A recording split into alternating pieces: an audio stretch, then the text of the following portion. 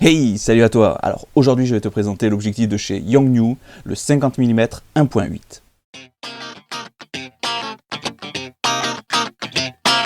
Yongnuo est un constructeur d'accessoires chinois qui produit des flashs, des transmetteurs, des éclairages à LED et des déclencheurs. Depuis peu, Yongnuo s'est lancé dans la fabrication d'optiques, comme le 50 mm 1.8. Yongnuo fabrique aussi le 35 mm f2 ainsi qu'un 50 mm 1.4. Alors nous, on va s'intéresser aujourd'hui uniquement au 50 mm 1.8. Nous allons voir les caractéristiques techniques. Alors l'objectif est fait pour du plein format, mais il est aussi compatible sur les appareils photo APS-C. Par contre, avec l'effet de crop justement, le coefficient 1.6 de chez Canon, il va vous transformer ce 50 mm en 80 mm. Il possède une ouverture maximale de 1.8, ce qui en fait un objectif très lumineux, parfait pour faire des photos dans des endroits sombres, ainsi que pour avoir une faible profondeur de champ. Son ouverture minimale est de f22. La distance minimale de mise au point est de 45 cm. Le Yongnuo possède un diaphragme à 7 lamelles, ce qui rend vos bokeh encore plus jolis, en comparaison du 50 mm 1.8 de chez Canon, qui lui ne en possède que 5. Niveau construction, il est identique au Canon. Alors il y a vraiment, on peut pas dire mieux, c'est vraiment une pure copie physique, on va dire. Il est en 6 lentilles. Le verre possède un traitement multicouche. Le rapport de reproduction est de 0,23.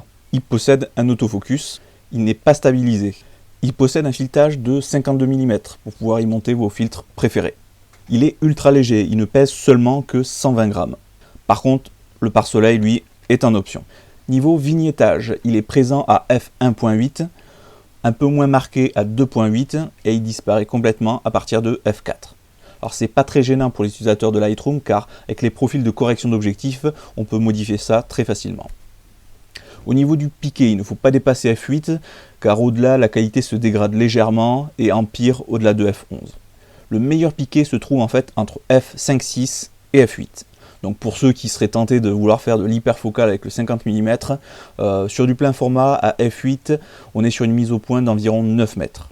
Pour ceux qui sont en APS-C, à f8, on est là sur du environ 16 mètres. Les points forts sur cet objectif, en fait, c'est la bague de mise au point, qui est beaucoup plus agréable que celle sur le Canon.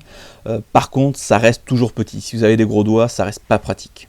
Autre avantage, c'est son poids. Il est petit, léger, et vous pouvez facilement le glisser dans votre sac. Par contre, il est tout en plastique, même la baïonnette. Son ouverture est vraiment un atout. Le fait d'avoir une ouverture sur du 1.8, ça vous permet justement de faire des photos nettes dans la pénombre.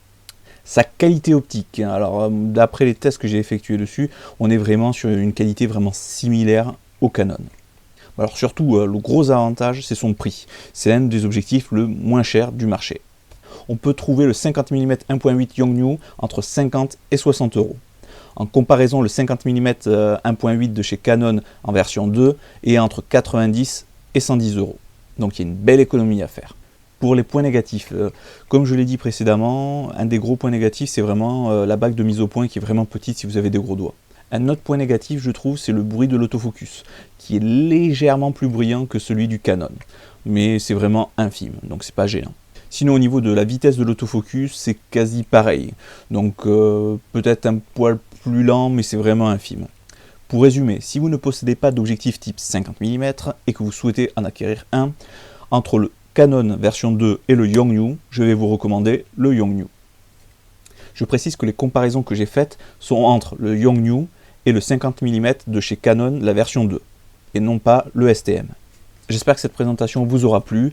Si vous avez des questions techniques ou autres, laissez-les dans les commentaires afin d'en faire profiter tout le monde. Pense à t'abonner pour suivre les prochaines vidéos. N'oublie pas de liker et de partager sur les réseaux sociaux. Moi, je reste toujours disponible pour discuter sur Facebook, Twitter. Et puis moi, je vous laisse. Sur ce, portez-vous bien, sortez et faites des photos.